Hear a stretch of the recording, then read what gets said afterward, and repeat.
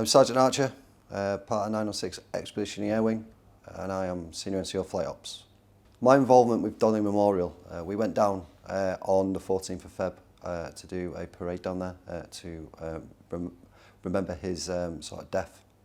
And we went down there, it was looking very tired, so I thought I'd put a team of people together to go and basically give it a good clean up and scrub up to give it the respect it really deserves.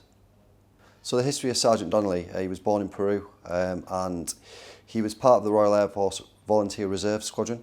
He was part of a crew that was flying down the coast of Fujairah, and unfortunately had engine issues, so they had to turn back towards Sharjah and crash landed. The rest of the crew survived. He unfortunately died sometime later, so he was buried where the crash happened.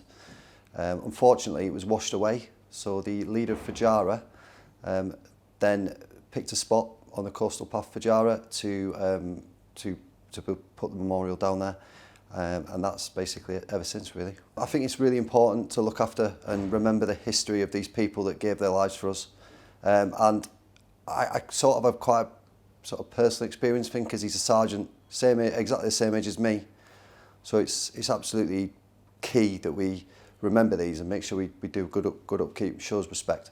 So the significance of the Donnelly Memorial to 906 is that we've got a new welfare facility, and it's going to be a new living quarters called Donnelly Lines.